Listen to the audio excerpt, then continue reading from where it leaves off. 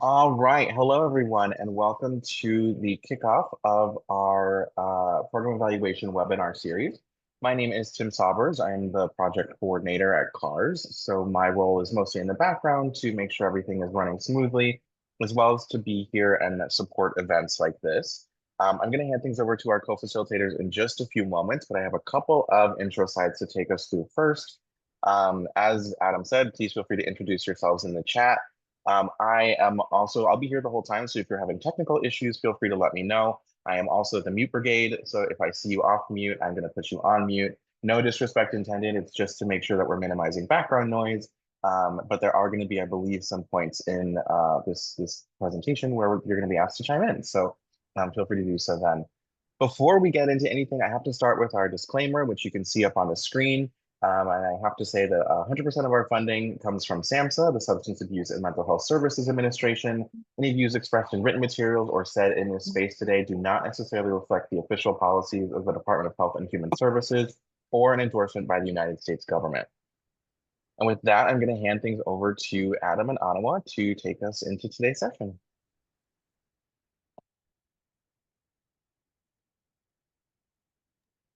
Awesome. Thanks, Tim. I think Onawa is going to be presenting in just a second, but we just wanted to make sure that, as Tim said, that you're aware that this presentation is being recorded, that we will make the recording and the slides available to everyone who registered and attended this session afterward. So keep an eye on your inboxes afterward. You will have access to all of this. And please feel free to submit any questions or thoughts you might have in the chat. As Tim mentioned, we will have some time for you to ask questions verbally if that's of interest later on towards the end. But in the meantime, if a question comes up and you're concerned you might forget it, please feel free to put it in the chat. We'll try to capture that and save it for when we enter the Q&A portion of our session. So with that, I'm going to pass it over to Onawa.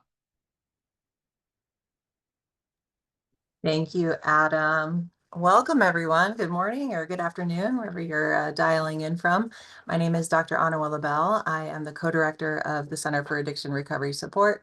I oversee evaluation and CTA4, which is our core topic area on research and evaluation. So I'm happy to be here, and I'm just going to do a brief overview of who CARS is, what we do, give you a bit of a sense of where we're at before I hand it back over to Adam to dig into today's content. So this session is the first in a series, a 6-session series, and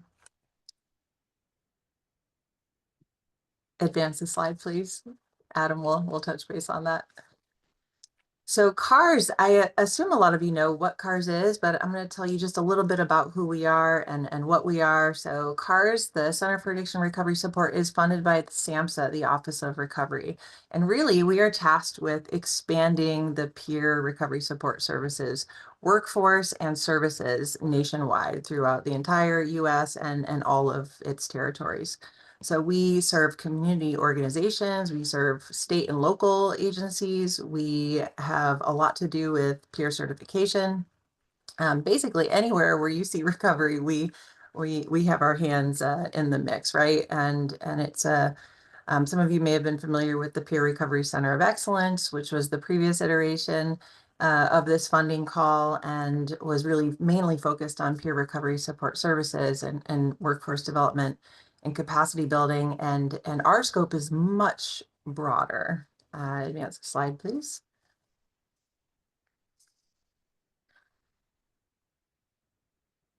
So as you can see here, we have several different areas of focus. So we're tasked with strengthening the peer workforce and advancing recovery across both service and purpose-focused settings. And also, what we'll be talking about today is advancing recovery evidence research, and that includes program evaluation, and will be what we'll focus on today and over the next 5 sessions after this. So I have added just a QR code in the top of this screen that links directly to our TA request form. So if you are involved in any of these focus areas, so certification, you're interested in digital recovery, maybe you're trying to get something up and going for your organization in any of these areas, right? It's broad scope.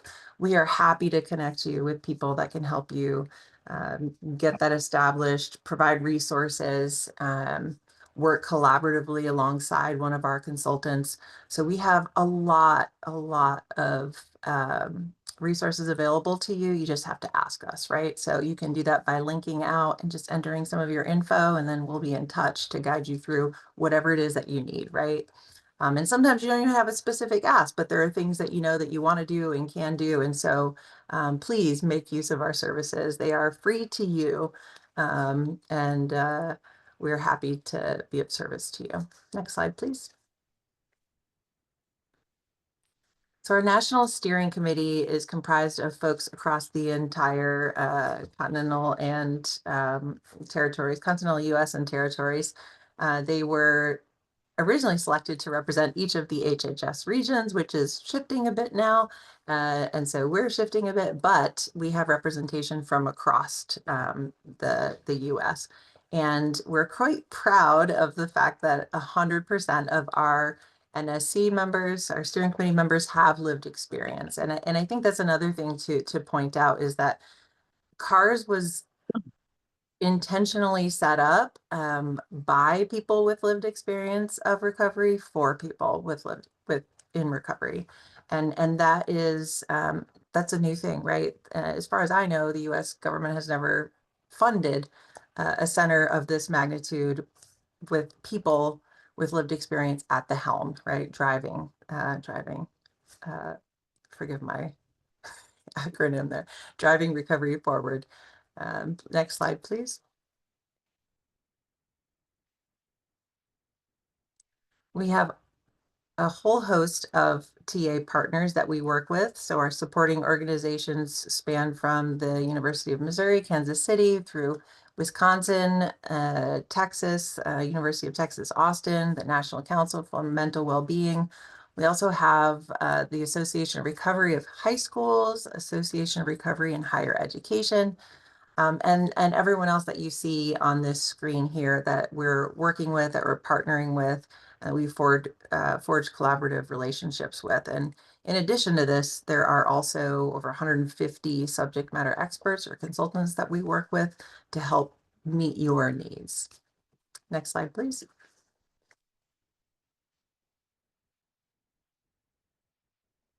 I believe this is where I hand off to Adam to get us started for today's session. So I'm happy to be here, and thank you all for coming and for your time. Awesome. Thanks so much, Onawa and Tim. And hello to everyone. Again, good morning or good afternoon, depending on where you're coming from. My name's Adam Viera, and I am a member of the National Steering Committee for CARS, as Onawa was just talking about. And I'm going to be talking with you today as part of the first of a 5-part webinar series focused on program evaluation. So today we're really going to focus on sort of the fundamentals of program evaluation and talking through this framework that you see on the right here, which is from the CDC, the Centers for Disease Control and Prevention. So we'll talk through the steps as well as some of the principles and guiding activities that are part of this framework. And I just want to start with a little bit of a caveat or a disclaimer that this is just one way of thinking about program evaluation. It is by no means the only way to think about that. I just find it as a useful and helpful rubric for thinking through the different activities that are involved and the different standards you should keep in mind as you're doing that. So while we will be using this framework and revisiting it in detail over the next several webinars, there are other kinds of frameworks. And so if this isn't working for you, feel free to reach out for a TA request, and maybe we'll be able to find a framework that works better for your needs. So with that, we are just going to get started in true evaluation manner by starting with a poll question. So I'm going to ask Tim to put a poll question up, but the question is really to think about your experience with program evaluation. How would you describe that experience? Do you have no experience at all, very little experience, some experience, kind of midway? Are you fairly experienced with program evaluation or very experienced? So we'll give just about a minute for folks to respond, but also feel free to use the chat and indicate if you want to sort of discuss any of this. So fantastic. I see we have a really good mix here. For those of you who do any kind of statistics, this looks like a normal distribution, which is good. It means that we're getting the full range here of folks, from folks who have no experience whatsoever to folks who are very experienced in program evaluation. So this is really fantastic, and hopefully we'll be able to learn from each other. And I really invite those of you who have less experience, who are on the sort of top response section, to please, ask questions throughout. If anything's not clear, I appreciated that folks are asking about acronyms. That's certainly something we use a lot without thinking through whether folks understand them. So please feel free to stop us if we are using acronyms or terms you're unfamiliar with. And for those of you who are more experienced, I invite you to share your experiences with evaluation, and how you might be able to help us illustrate some of these concepts and what they look like in actual practice. So thank you for that. And thank you, Tim, for putting up the poll. I think we can end the poll and move forward. So before we move on to our next slide, I just wanted to sort of talk through a little bit of evaluation in sort of more lay terms before I give a more professional description of what evaluation is and what we mean by program evaluation.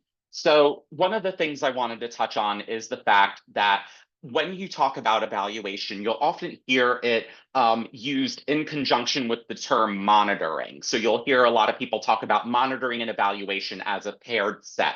And really, they're kind of two halves of the same whole. Monitoring is really focused on, what are the ways in which we know what we're doing in a program? How do we know that the activities are happening? How do we know the degree to which they're happening as planned? That's really monitoring. So you can think of monitoring almost as tracking. How are you tracking, the groups that you're facilitating, the number of people who are coming to your recovery community organization, the number of certified peer specialists working at your organization? How do you kind of keep track of that? And there are lots of examples of things that we might monitor on a daily basis in our own personal lives. So I want you to think about that and put that in the chat. What are some things that you monitor personally on a day-to-day basis that maybe are unrelated to program evaluation? And while you're kind of thinking about that and putting things in the chat, I want to kind of give you an example that one of the things, for example, that I monitor is what's in my refrigerator. What are the leftovers that need to be eaten? What are the ingredients that I still need to cook with? What are things that might be going bad? Or, what are the things that maybe I'm running low on? All of those are things that I monitor on a day-to-day basis. And there are lots of other things that we could think of. We monitor the weather to see what we should be wearing and whether we should bring an umbrella. We monitor our bank accounts to see, if we can afford different things, or maybe hold off on things, or what we can afford. So there's a lot of things that we do all the time. And I want to sort of just let you know that monitoring is something that we do all the time in our lives. Similarly, evaluation is something that we do all the time. And really, evaluation is just our way of finding out what we achieved. And so that might be things like how many times we cooked for ourselves as opposed to ordering takeout or eating out. It might be evaluating things like, the state of our savings account. Schedule, fantastic example, Jerome, that maybe it's about, monitoring your schedule and evaluating how much time you have to get the things done that you need to get done. Are you overextending yourself, or are you kind of staying within range? Making sure that, our dogs, our children, ourselves get the medication that we should be getting as prescribed. Those are all things that we monitor and evaluate. And in both cases, both monitoring and evaluation, we're doing that with the idea that we will ultimately use the information we collect through monitoring and evaluation to make decisions. So really, ultimately, evaluation is a tool that we use for decision making. And I see the fun comment about tension in the office and how we monitor and evaluate that. And we might get into that a little bit. Thanks for sharing. So ultimately, evaluation, when we're thinking about it from a program perspective, is a way of looking at what resources we're using for our program to implement what activities. Those activities might be one-on-one sessions with a peer specialist. They might be groups. They might be referrals to other services. They might be housing assistance. Any of a number of things. It really will depend on your program. And then looking at how those activities lead to different kinds of results or outcomes. So what are the results that come from those activities? And that might be things like improvements in recovery capital, or the number of people who end up with a job at the end of a job training course, or things like that. Again, these will all be things that are specific to your program, but in a nutshell, evaluation helps us look at the relationships between the resources that we put in to do activities and the activities that we facilitate and the results that they yield. Another way of thinking about evaluation, and this is kind of the more professional way of thinking about it, is that evaluation is the systematic collection of information about the activities, characteristics, and outcomes of programs in order to make judgments about the program, to improve the effectiveness of the program, and or to inform decisions about future programming. And we'll unpack this a little bit more, but I did want to kind of just highlight this more sort of professional level definition that comes from the book that you see pictured on the left here, Utilization Focused Evaluation by Michael Quinn Patton. Michael Quinn Patton is a phenomenal resource for those of you who are maybe wherever you are in the evaluation process, whether you're newer or more established. This book is a fantastic resource, and Michael Quinn Patton, Dr. Patton, has done a lot of work as an evaluator and as a consultant of evaluation, and it was also the former president of the American Evaluation Association, which is another resource I highly recommend. And you'll see one of the resources that they put out shared with you towards the end of today. So now we know what evaluation is. And before we get into the CDC's framework and what that might mean for program evaluation and what you might be doing, I wanted to just provide a little bit of a distinction between evaluation and research. And I want to kind of foreground this conversation by sharing that ultimately the relationship between evaluation and research is one of those things that's fairly subjective, that different people have different opinions about the relationship between these two ideas. And I'm just going to touch briefly on that. So you have here one such relationship, which is that evaluation and research are kind of two separate things, that the focus of evaluation, that the value that it brings, that the way in which it's done is completely different from how research is done. And that you have evaluation on the one hand, which is really about determining the effectiveness of a program in order to then improve programming in the future, whereas research is kind of more broadly focused on testing theories and generating knowledge to contribute to the larger literature. But another way that you can think about the difference or the relationship between evaluation and research is that they kind of overlap a little bit, that while they might be separate for the most part, there are ways in which some evaluation might be considered research and vice versa. That generally, maybe evaluation is done where we're making evaluative judgments without systematic data collection, but that you can do evaluation in ways that have a certain level of systematic data collection and robust analysis, and that then mean that they are kind of doing what research is doing, which is, contributing to the knowledge in terms of actual descriptions of programs and about the quality without including judgment in that. Now, another way of thinking about this is the way in which I kind of approach this, which is that evaluation is really a subset of research, that if research is really about generating and contributing to knowledge, that evaluation is one way of doing that it is a research process. And so while all evaluation might be considered research, not all research is considered evaluation. And there are folks who kind of think about this in the reverse as well. But this is kind of how I think about it. And so I'm just sharing so that you know kind of how I'm approaching this and some of the ways in which that might influence the way in which I think about evaluation and talk about evaluation over the course of the next few sessions. So now the question becomes, well, now we know a little bit about what evaluation is. why would we evaluate? So we're just going to take a couple of minutes to give you all a sense, an opportunity to weigh in the chat about why you might do evaluation. What's the value of it? What is the sort of goal that you're hoping to achieve through evaluation? So I'm just going to sit quiet for a little and give you all some time to reflect on that and respond in the chat.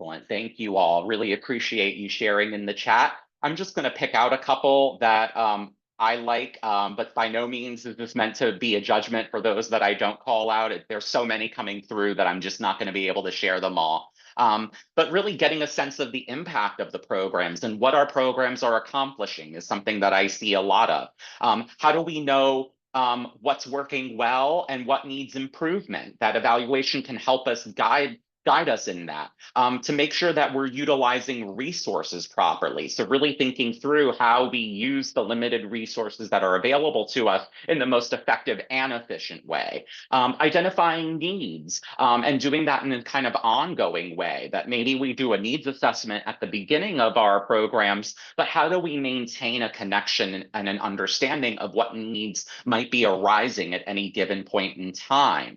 Identifying best practices is really fantastic. How do we, elevate and lift up what we know is working, and how do we show and prove that it is working? Absolutely. And yeah, working well is, I really like the comment here, Lindsay, that working well can mean different things to different people. So we really need to be specific about what we mean by working well, and who is kind of defining that. Is it the funder? Is it the community? Is it just staff at the program? Who is defining what we mean when we say that something is effective, when we say that outcomes are positive? That's something that will vary, and we're going to talk a little bit about how those decisions are made and could be made. Excellent comments. So please feel free to continue to mention different reasons in the chat, but just in the interest of time, I'm going to move forward and just highlight a couple of these. So one of the reasons to evaluate is accountability. And accountability is a broad term. Accountability might be to the funder. Most funders have some sort of evaluation requirement where you have to collect and share information about what you did and what kinds of outcomes you observed as a result of what you did. And that will vary based on funder and funding stream. But that's certainly part of accountability. I also want us to think about accountability to our staff or to the teams that are actually implementing these programs. How are they getting information from evaluation that can help in their development, as well as just in promoting their sense of self-efficacy, that they are doing a good job in things, or that identify what they need to work on, which kind of hints at the next piece for program improvement, that we can use the information from an evaluation to then improve the next iteration of the program, or to develop new programs. Maybe we identify through our evaluation a need for an ancillary program or a need for a more specific program for a different group of individuals. And so that's something that we might consider. Knowledge development, ultimately evaluation is really about developing knowledge and sharing that knowledge with others. And again, going back to those same folks who you're trying to be accountable to, you're also sharing information, again, about what works as well as what lessons you've learned that might be useful for other people who are running similar programs. And then finally, I see that there's a certain component of justice in evaluation, that evaluation can tell us whether or not the folks who we want to serve are actually the ones who are being served, as well as identifying who might be left out of our programs, who might be not able to access it, or who might not be sticking around for them, and why. So that's another piece of this. And that overall, I would say that a big reason to evaluate is really around relationship building, that ultimately all of these are about building relationships with our funders, with our staff, with community partners, and most importantly, with the people that we're serving, the communities that we're working with, the clients who come to our services, all of that. So thank you for basically touching on all of these. I saw all of these in the chat. So you all are really on top of it in terms of the why. So now I'm going to touch on the CDC's framework for program evaluation. And this is what we'll focus on for most of the rest of today. And again, we'll be touching on each of these steps in more detail in future webinars. So I'm really just going to give a broad strokes overview of the process. And then if you're interested in specific steps and learning more, we'll talk a little bit about when you should tune in or when you should look for the recordings of those webinars to find out more about those different steps. So I want to just start by saying that the CDC's program evaluation framework, and the CDC is again Centers for Disease Control and Prevention, but their framework has been around for 25 years. So it first started in 1999, and they just recently, for the 25th anniversary kind of last year, updated it. So what you're seeing is actually the updated framework from 2024. And they do have both this framework as well as different resources available through their website. And I'm going to ask if Tim, if you can share that in the chat, that would be great. But we'll make sure that you get access to the website where you can find this and all the information we'll be presenting today. So the CDC's framework for program evaluation, you see, has these kind of 3 rings. So we're going to start from that outer ring and then work our way inside to the center ring. So when we start from the outside, what you see here, advancing equity, engaging collaboratively, and learning from and using insights are considered the 3 cross-cutting actions for evaluation, the 3 things that all evaluations do. And you'll see that those pretty neatly align with the reasons for evaluation that we just mentioned. So I'm not going to spend a lot of time on that, but I did want to just highlight that synergy between what we've all just been sharing in the chat and what this framework is kind of saying. So that is that outer ring here. To move on, I'm going to start by going through each of these 6 steps now in the process, and starting at the top with assessing context. So assessing context is really about understanding the environmental factors that might be influencing the evaluation as well as the results that you might see. And so, previously this step in the older version of the framework was titled Engage Stakeholders, which I think is a part of that, right? You want to know all of the different people who might have a vested interest in the evaluation, whether those are the clients and participants who received the services, the staff who implemented them, the funder who's providing the funding and resources to implement them, community partners who you're working with as part of this. It can go on and on. Maybe it's legislators and policymakers in your city or state that you want to involve in the process. But really, the context is going to be important for helping give a sense of what your findings are and why they're important. And we'll talk through how you might do that in our next webinar, which will take place next month in July. But really, when we're talking about context, assessing the context, this is something that's known by different terms. So some people might call it needs assessment or community assessment, community identification, community engagement. So we'll talk through what that means and unpack it in that next webinar, as well as give you a little bit of a framework or a model for thinking through some of the pieces of the environment that you might consider in order to go through this process. So that's that first step here. Now we're going to kind of go clockwise through the next step, which is describing the program. So how do we know what the program is that we're evaluating? And sometimes that can be really clear for us, but if we're engaging these other folks throughout the process in a collaborative way, it's really helpful to be transparent and to think through, what is the program? What are the different activities that are involved in the program? What are the different resources that are needed to implement the program? What do we expect to happen as a result of implementing the program?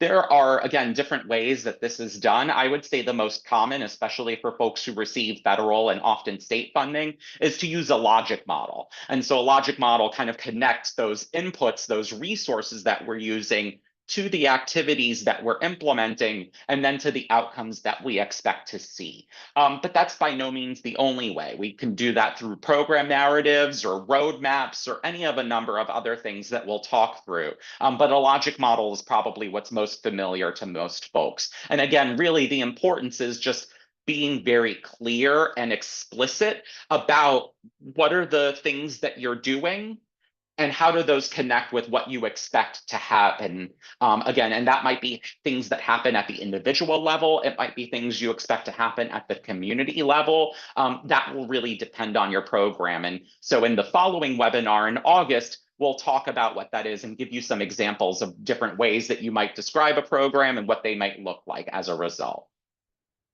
The third step is focusing the evaluation in questions and design. And that really goes back to being efficient in our use of resources, which we had seen earlier as being a reason to evaluate. But in our evaluation, we also don't want to use up all of our resources. So we want to make sure that we're focusing on the evaluation questions that are most useful for us, most relevant for the program, and that really maximize the resources that we might have available to conduct evaluation. So we might start off with a list of 20 or 30 evaluation questions, but that might not be feasible for us to answer if we only have $500 to answer those questions. So in the following webinar in September, we will talk through one, how you generate different kinds of evaluation questions, and then how you focus those evaluation questions. What are different ways in which you can determine which questions you prioritize, as well as what are different ways to maximize the resources that you might have available to the evaluation, so that maybe you can answer one or two additional evaluation questions that you previously thought you wouldn't be able to based on your resources. Our fourth step at the bottom of the figure is gathering credible evidence. This is probably what most folks think of when they think of evaluation is, getting information, whether it's administering a survey, whether it's conducting a focus group, one-on-one interviews, reviewing case notes. How do we kind of get the information that we need to answer the evaluation questions? So, really gathering credible evidence is about identifying what those data sources are, and then determining what are our expectations for when the data is going to be collected. Who is going to be doing it? How are we going to be using it? Because again, we also don't want to collect information that we're not using, because if we're not using it, then what's the point of collecting it? And so that's something that's really important to think through as we're kind of gathering credible evidence. Moving on to the penultimate step of the framework, that's generating and supporting conclusions. So once we've gathered our credible evidence, how do we then analyze that information, that data, and then use it to come to different conclusions, different sort of maybe recommendations for what we might do to improve our program, or different recommendations around additional programs that we might consider implementing. All of that is part of that generating and supporting conclusions. So partly that's the data analysis process, but it's also the interpretation process.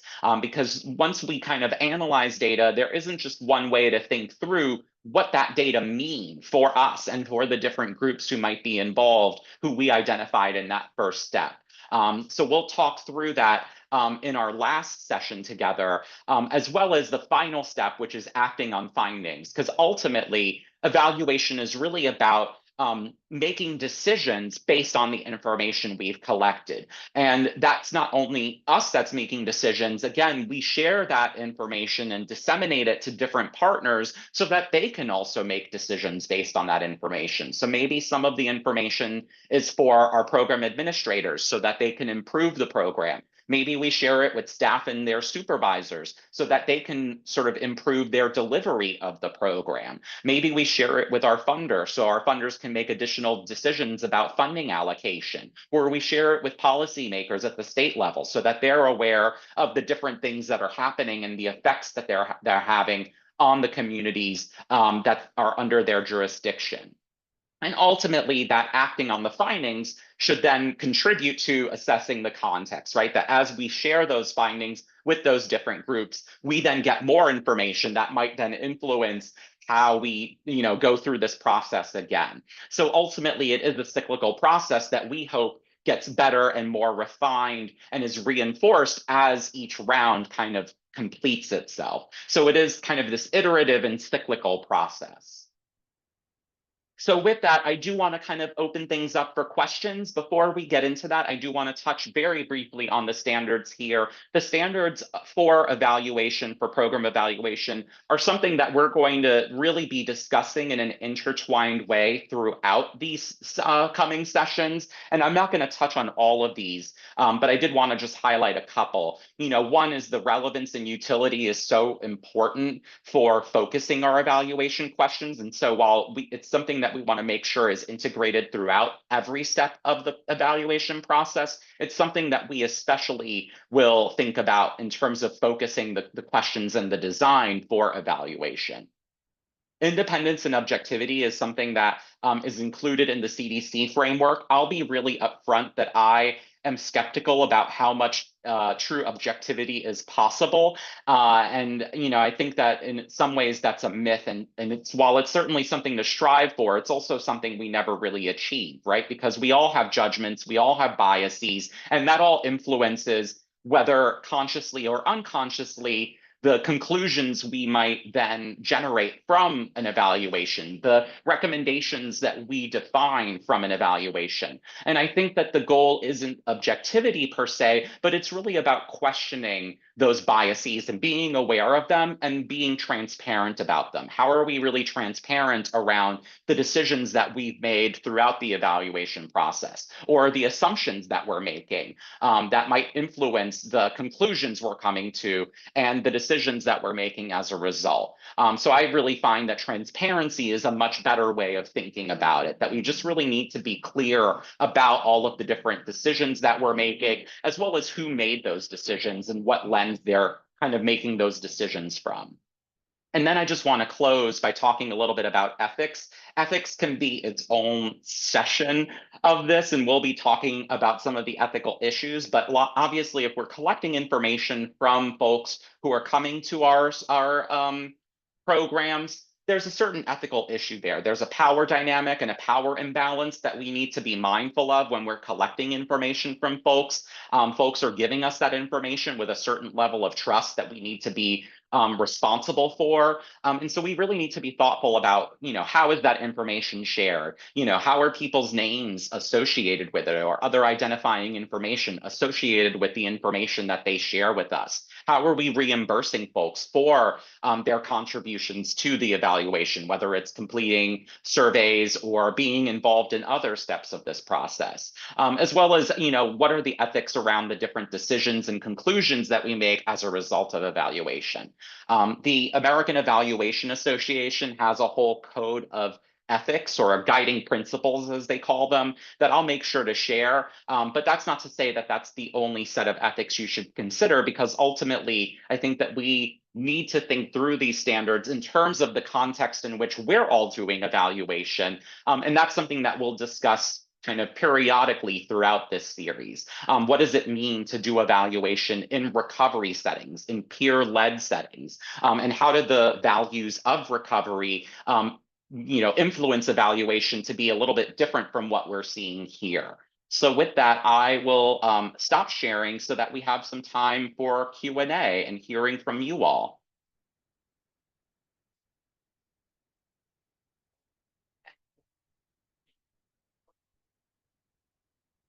And I don't know if you caught any questions in the chat, but otherwise we can have people unmute or share questions in the chat.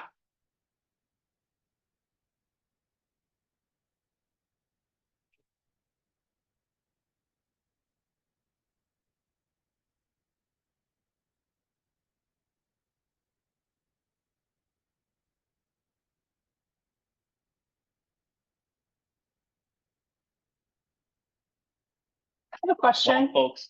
Oh, wonderful. Hello, Alyssa. Hi. Lovely to see you. Or not see you, but Oh, to sorry. hear Yeah. you. No Yes, worries. hi. So I am from New Hampshire, and I kind of oversee subcontracts with 21 different recovery centers across the state. And so we're finding ourselves going through like now our third iteration of kind of program evaluations for our centers. And I find it getting like very iterative, right? We continue to see the same results. We coach the centers on how to utilize the evaluation data to inform programs and stuff like that. But I guess my question is like what's after? Like how many times do we do this and see the same results until like when do we change course and do something different?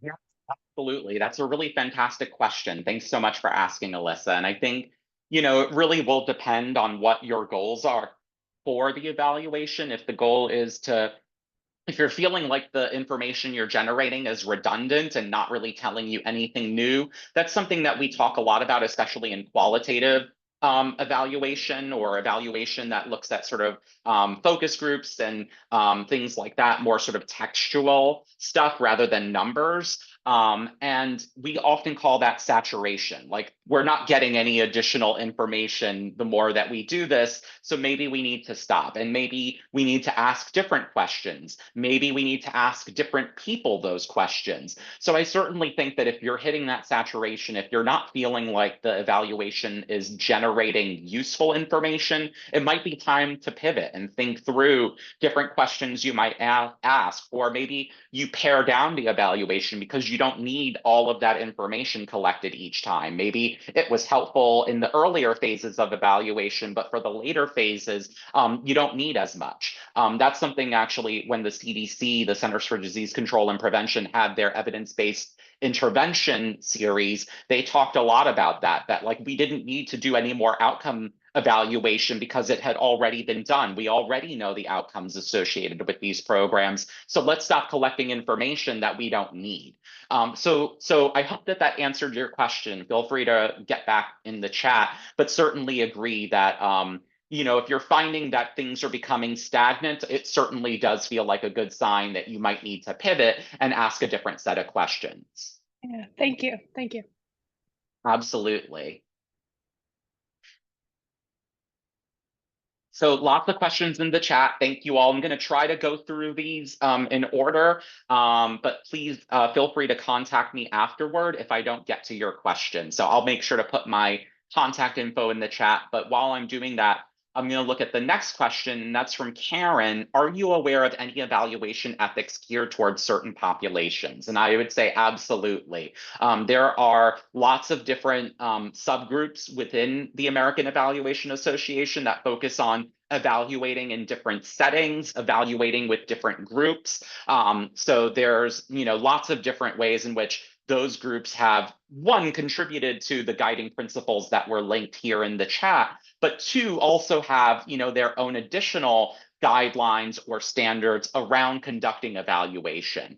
So I highly recommend checking out the AEA's website, eval.org, again, which is in the chat. If you're looking for specific populations, there are probably different sort of ethical documents or guidelines or resources that might be available. And I think that that's especially true when we're thinking about different populations that we might be serving. So for example, serving young people, serving folks with criminal legal involvement, serving, different groups based on a gender or race, ethnicity are certainly different things that I've seen mentioned in the American Evaluation Association website. And so I know that they do have some guidance around working with different groups and making sure that you're providing or conducting evaluation in a way that's consistent with community values.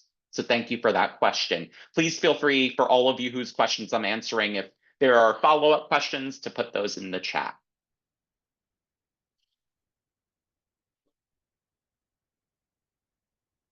Yeah, so great question from Raul for drug court/drug program that's been operating for over 10 years, where might you begin this process other than engaging the stakeholders in this initial conversation? So I think you're absolutely right that the first step is to engage folks in the initial conversation. I think that for a program that's been in operation already, it might be helpful too to pull together what's already been done. You know, are there pre-existing program evaluations that have been done, forms that have been used, reports that have been generated, what already exists? And it's not to say that you should use all the stuff that came before, but it helps not to reinvent the wheel and to pull and take what might be useful and then, you know, generate anything new based on those conversations that you have with different stakeholders or different invested groups. And when you're thinking about that, also thinking through who are the different invested groups that should be involved. Oftentimes we might limit that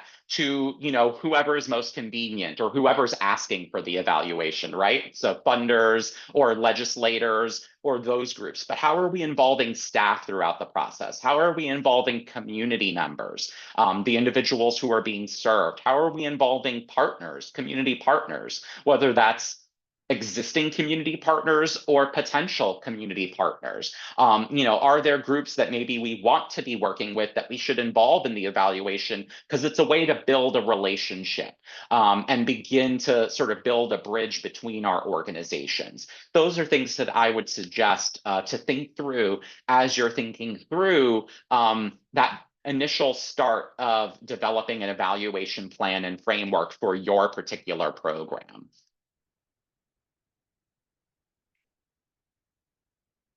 All right, thank you all so much for additional questions. Still trying to go through these, so please feel free to continue to add.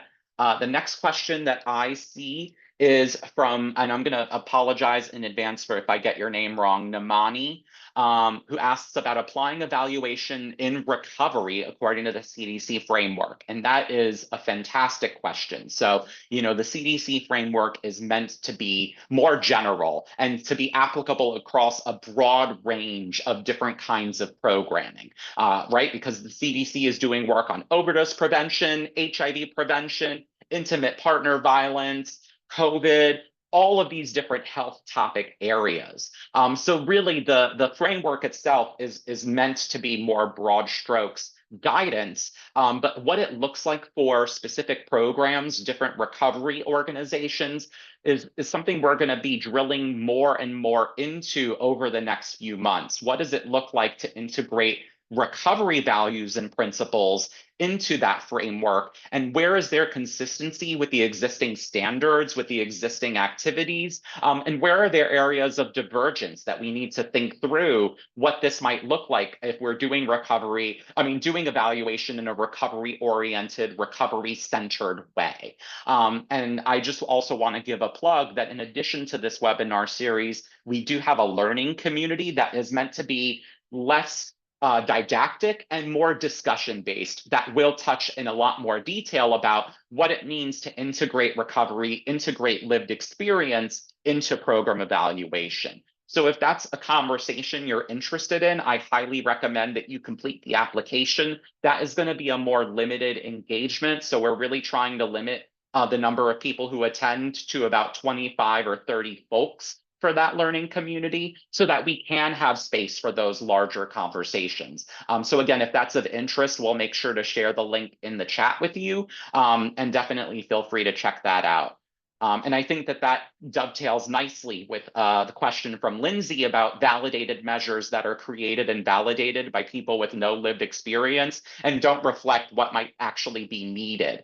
And so certainly something that we will touch on, the limitations of validated measures as well as their benefits, and what it might mean to do some adaptation of validated measures based on lived experience and alignment with recovery values. So, I think that you're absolutely right. Participatory evaluation and research, where we involve all of the different folks who have a vested interest in the program and in the evaluation, is certainly a way of making sure that we avoid those pitfalls in the future, as well as maybe rectify some of the issues that we might have. And again, certainly something that we'll touch on in that learning community. So thank you for these questions.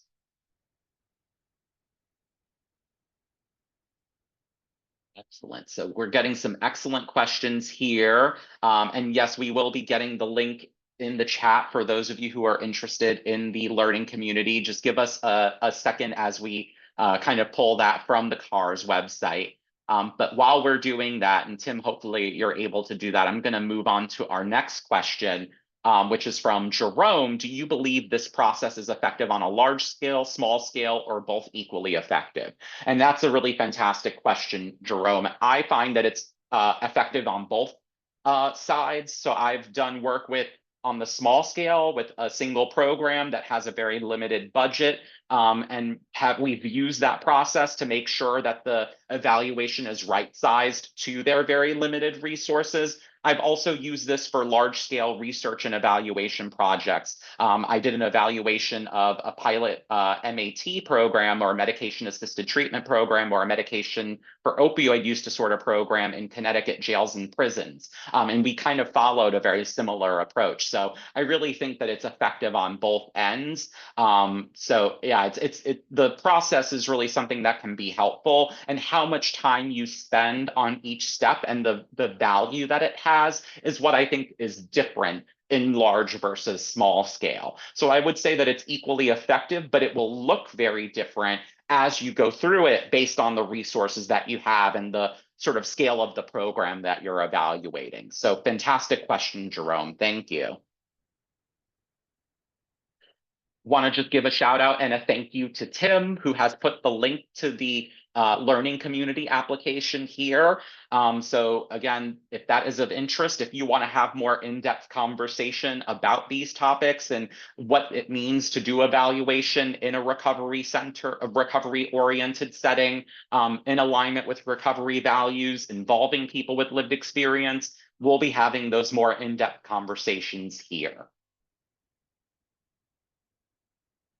All right, moving on to the next question. West Virginia, our court improvement program does an excellent job evaluating and assessing, where we add personnel strength programs. Fantastic. Always happy to hear about different successful examples of program evaluation, and definitely always looking to be able to spotlight those. So happy to talk with you more after today about the evaluation.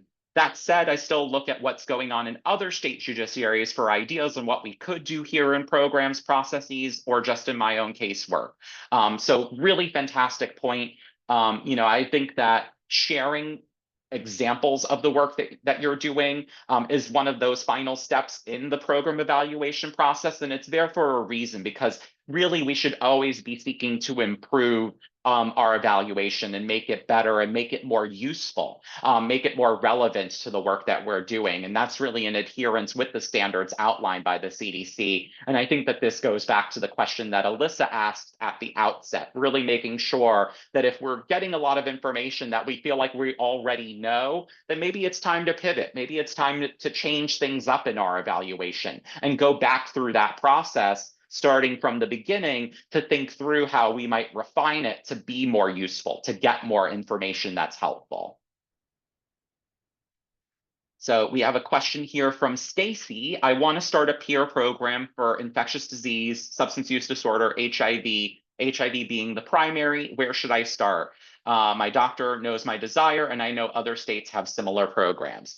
Amazing question, and certainly I think something that's a little bit broader than the focus here, but I will say that we do a lot of work on helping with developing and integrating peer programs into different settings at CARS. So my recommendation would be to reach out to us for some technical assistance, as Onawa was talking about earlier. That initial conversation, we can kind of ask more detailed questions to determine what might be a good starting point for you. And I think that you're on the right track, that talking with folks in other states or within your state who might be running similar programs is a really great place to start. And if that's something that we can support with in connecting with folks who are already doing that work, we are happy to do that. So we will try to put a link in the chat for where you can reach out to us for any questions that you might have. But I'll also, as I mentioned, include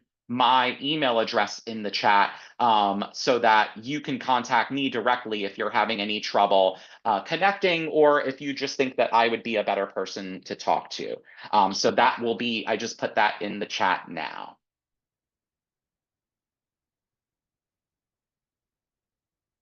Awesome. So we just have a couple more questions here. So please, if you have additional questions, feel free to unmute yourself or to put them in the chat.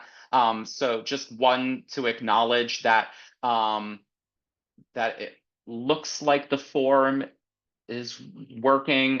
If you are struggling to complete the form for whatever reason, because of firewalls or things like that, again, feel free to reach out to me directly. My email address, adam.viera@yale.edu, is in the chat. So if you're having any trouble with the forms, just let me know.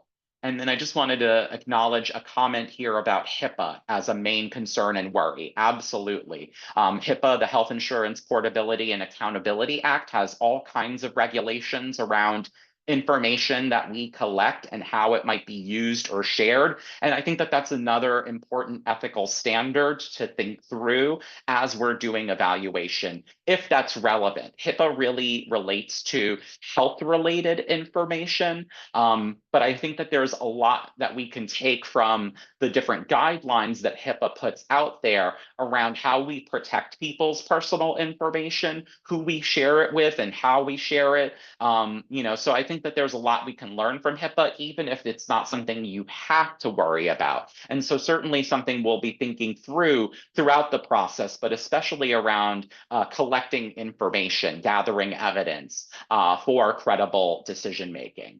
So we'll touch a little bit more on it then. So thank you for bringing that up. Certainly something that we'll be mindful of as we talk through some of these pieces, and certainly something that we are happy to answer more questions about if you have them.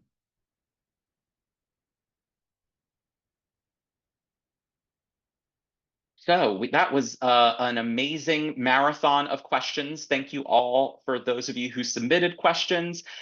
Just to kind of wrap things up, I will share the slides once more, really just to talk through some of the last things that we have on tap. So as I mentioned, we do have all of these events upcoming. So the learning community will start in 2 weeks. So if you're interested, please complete that application or reach out to me before June 25th so you can be added to the list for that community. We will not be advertising the link directly to folks. The only way that you can be invited is either to contact me or complete the application. And then we'll start with each of the different steps starting July 9th and then going through each of the following steps each subsequent month. So definitely you should already be registered for all of these, but if you aren't, make sure you're registered. We'll also be making recordings available as well as slides and resources available. So if you miss a session, don't worry, we've got you covered. And with that, I just want to thank you. And in true evaluation fashion, make sure to please complete our evaluation, which will be shared in the chat. Thank you and hope to see you next month.